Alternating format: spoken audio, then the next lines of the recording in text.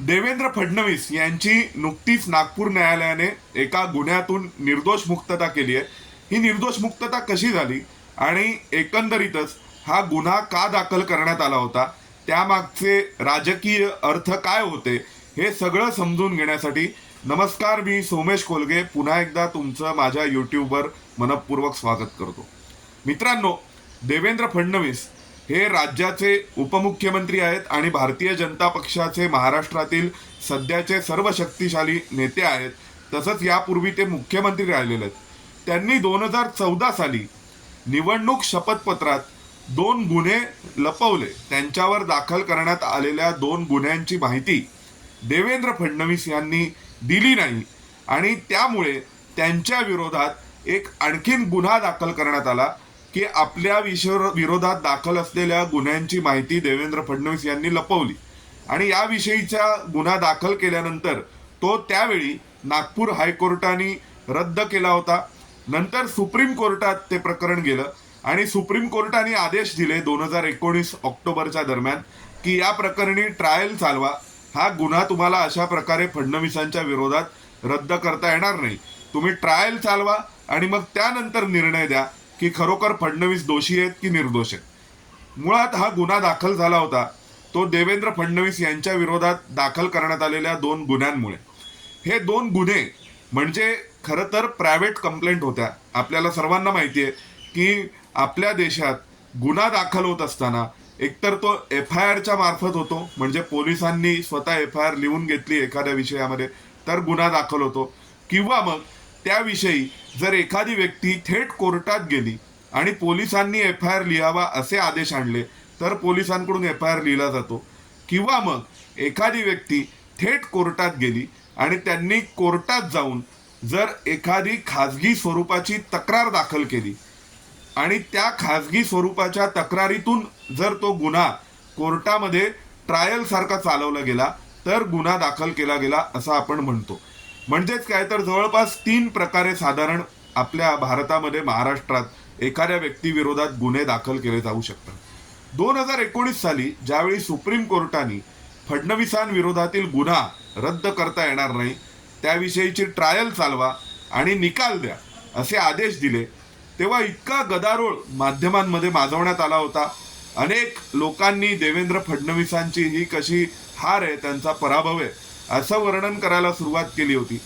त्यावेळी मी सर्वसाधारणपणे एक लेख लिहिला होता. तो मुंबई तरुण भारत या अंकात ऑक्टोबर 2019लाच तो लेख लिहिला होता. 3 ऑक्टोबर 2019ला. 1 ऑक्टोबरला सुप्रीम कोर्टाचा आदेश आला आणि 3 ऑक्टोबरला मी लेख लिहिला होता. त्या लेखात मी लिहिलं होतं की देवेंद्र फडणवीस हे नैतिकदृष्ट्या आणि कायद्याच्या दृष्टीनेही निर्दोष आहेत आणि त्यांची निर्दोष मुक्तता होणार आहे.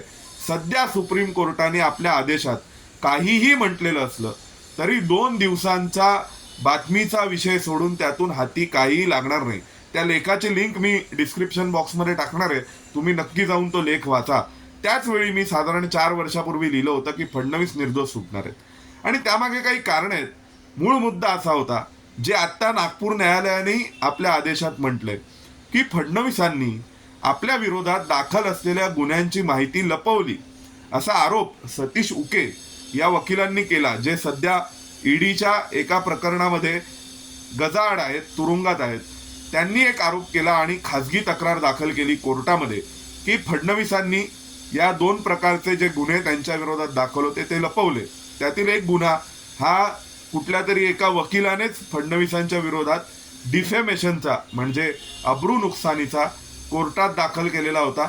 आणि दुसरा एक गुन्हा तो सुद्धा अशीच एक स्वरूपाची खाजगी तक्रार होती आणि मला वाटतं ती कुठल्या तरी नागपूरमधल्या झोपडपट्टीवासियांच्या हक्कासाठी लढताना फडणवीसांच्या विरोधात नेता म्हणून त्यांनी दाखल केली होती. दोन्ही प्रकरणामध्ये FIR नव्हते. विशेष म्हणजे फडणवीसांच्या विरोधात इतर ज्या 22 क्रिमिनल केसेस होत्या त्यांची माहिती त्यांनी 2014 साली जे ॲफिडेव्हिट सादर केलं इलेक्शन कमिशनला त्यामध्ये दिली होती. या 2 गुन्ह्यांची माहिती का राहिली तर त्यामागे काही टेक्निकल कारण आहेत, ती आपण समजून घ्यायला हवीत. मुळात कुठल्याही उमेदवाराने आपल्या विरोधातील दाखल असलेल्या गुन्ह्यांची माहिती दिली पाहिजे. हे पहिल्यांदा तसे नियम नव्हते, हे झालं 2002 नंतर. 2002 साली सुप्रीम कोर्टात निवडणूक रिफॉर्मच्या विषयी एक PIL फाईल करण्यात आली. त्या PIL मध्ये सुप्रीम कोर्टाने असे निर्देश दिले की भारतातील बहुसंख्य जनता ही निरक्षर आहे आणि आपल्या उमेदवाराविषयी संपूर्ण माहिती त्यांना असली पाहिजे आणि त्यामुळे कोणत्याही उमेदवाराने निवडणूक लढवत असताना आपल्या विरोधात किती गुन्हे दाखल झालेत, कोणकोणत्या कोर्टात झालेत, कोणकोणत्या सेक्शन खाली झालेत याविषयीची माहिती ही संबंधित आपल्या ॲफिडेव्हिटमध्ये दिली पाहिजे आणि मग ती इलेक्शन कमिशनने तसंच उमेदवाराने स्वतः प्रसिद्धही केली पाहिजे त्या ठिकाणी वृत्तपत्रात वगैरे असे निर्देश देण्यात आले. आणि जो लोकप्रतिनिधित्वाचा कायदा आहे, ज्या कायद्याखाली सगळे आमदार खासदार निवडून जातात, त्या कायद्यात 33A नावाचं एक नवीन सेक्शन कलम ऍड करण्यात आलं आणि जर ही माहिती दिली नाही तर 6 महिन्यांसाठीचा कारावास किंवा जर खोटी माहिती दिली, अपूर्ण माहिती दिली तर 6 महिन्यांसाठी कारावास. तुम्ही निवडणूक लढवून आलात तर तुमची जे सदस्यत्व आहे, तुमची आमदारकी आहे ती जाते आणि 6 महिन्यांसाठी तुम्ही निवडणूक लढवण्याकरिता अपात्र होता. म्हणजे देवेंद्र फडणवीसांच्या एकूण आमदारकीवर, त्यांच्या सदस्यत्वावर फार मोठं प्रश्नचिन्ह या सतीश उके यांनी दाखल केलेल्या गुन्ह्यानंतर उभं राहिलं होतं. पण या नव्या कलमांमध्ये नेमकी स्पष्टता नव्हती की FIR मुळे दाखल करण्यात आलेले गुन्हे नमूद करायचेत आणि त्यासोबत खाजगी तक्रारींद्वारे दाखल करण्यात आलेले गुन्हेही नमूद करायचेत का. कारण मी मगाशी जसं म्हटलं की आपल्याकडे 2 प्रकार आहेत. एकतर कोर्टात तुम्ही थेट जाऊन कोणाच्या तरी विरोधात एक गुन्हा कंप्लेंट दाखल करू शकता आणि त्या कंप्लेंटची थेट ट्रायल कोर्टामध्ये चालवू शकता, किंवा मग पोलिसांत जाऊन तक्रार दाखल करून FIR फाईल करून मग ट्रायल चालवली जाऊ शकते. फडणवीसांच्या विरोधात या 2 प्रकारच्या तक्रारी या खाजगी स्वरूपाच्या होत्या आणि खाजगी स्वरूपाच्या तक्रारी आपल्या ॲफिडेव्हिटमध्ये नमूद करायच्यात की नाही याविषयीची स्पष्टता कायद्यात नसल्यामुळे पहिल्यांदा जे फडणवीसांचं म्हणणं होतं आणि जे नैतिकदृष्ट्या बरोबरही होतं की त्यांनी त्याविषयीच्या तक्रारींचा तपशील हा सादर केला नव्हता. पण या टेक्निकल मुद्द्यांवर सतीश उके यांनी फडणवीसांविरोधात गुन्हा दाखल केला. तो गुन्हा हायकोर्टाने रद्द केला होता, क्वॅश केला आणि त्यावेळी हायकोर्टाने साधारणपणे हेच ग्राउंड घेतलं होतं की नेमकी कायद्यात स्पष्टता नव्हती आणि त्यामुळे यांनी जर अशा स्वरूपाचा चूक केली असेल आपल्या ॲफिडेव्हिटमध्ये फडणवीसांनी तर ते गुन्हे रद्द करण्यात यावे.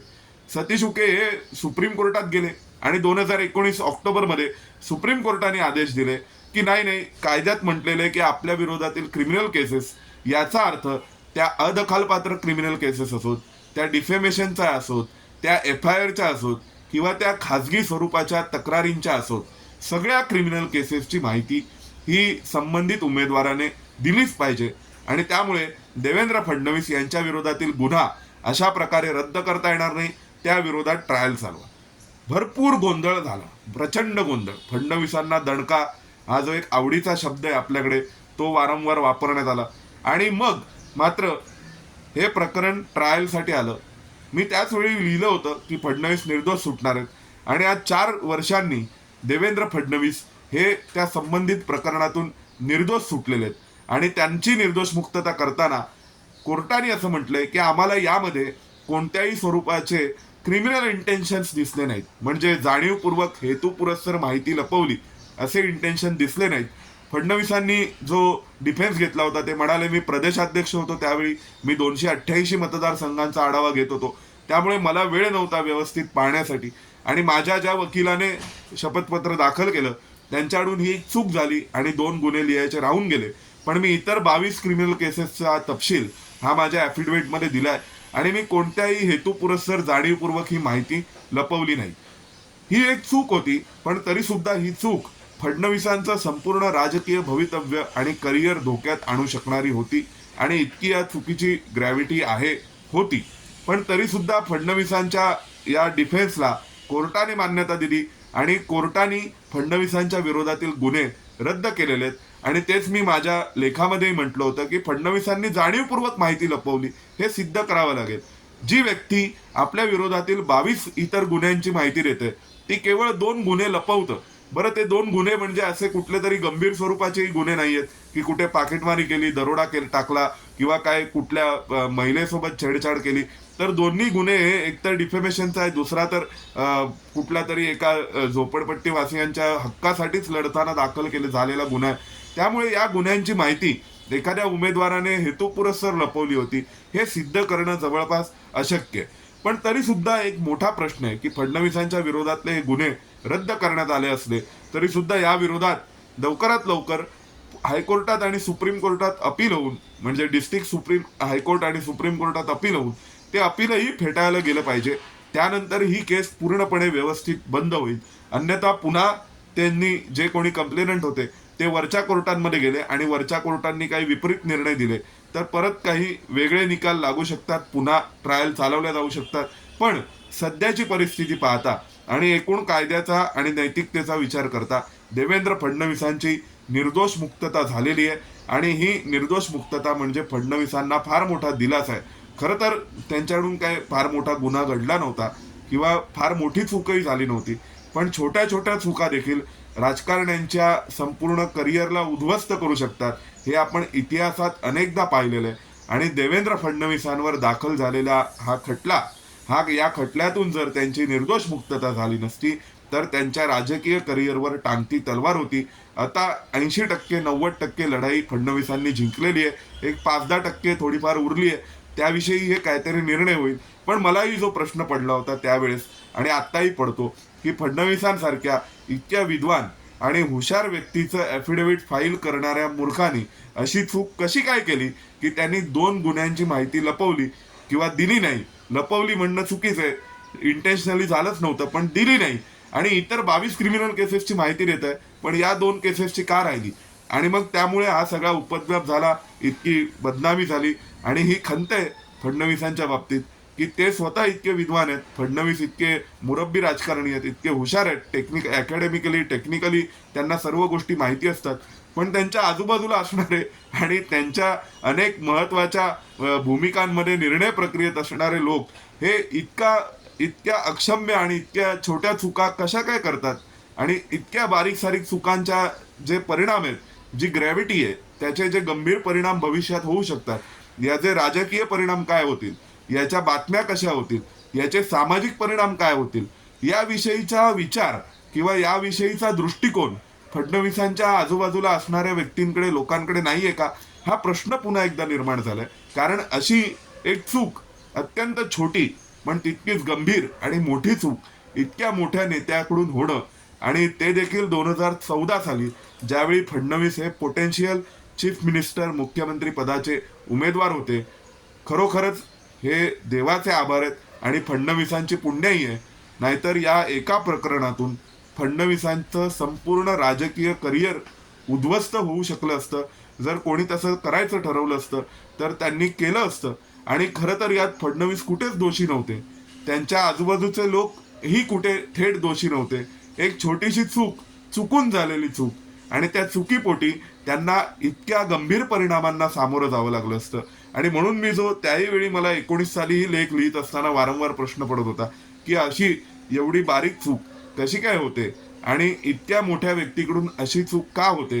ती त्या व्यक्तीकडून झालेली नाही तर त्या व्यक्तीच्या वतीने जे कोणी हे सगळं करणारे होते त्यांच्याकडून ही चूक झाली. त्यांना एका विषयाचे किंवा एखाद्या गोष्टीचे सामाजिक राजकीय माध्यमात बातम्यांमध्ये होणारे परिणाम काय असू शकतात भविष्यकालीन हे दिसत नाही का, याविषयीचा अंदाज नसतो का, हा प्रश्न त्याही वेळी मला पडला होता, अजूनही पडलेला आहे. पण अर्थातच सध्या देवेंद्र फडणवीसांची निर्दोष मुक्तता झाली आहे. भारतीय जनता पक्षाचे लोक आनंदून गेले असतील, फडणवीसांनाही मोठा दिलासा आहे आणि भविष्यातही पुढच्या अपिलांमध्येही फडणवीसांची निर्दोष मुक्तता होईल अशी मला आशा, अपेक्षा आणि माझा एकूण या सगळ्या विश्लेषण आणि या गोष्टीचा अभ्यास करत असताना आलेला हा निष्कर्ष आहे. धन्यवाद. तुम्हाला हा व्हिडिओ आवडला असला तर लाईक करा, शेअर करा, आपल्या मित्रपरिचितांना फॉरवर्ड करा आणि पुन्हा वारंवार आपण असे जे व्हिडिओ करू ते मिस न करण्यासाठी या चॅनलला सबस्क्राईब करा. धन्यवाद.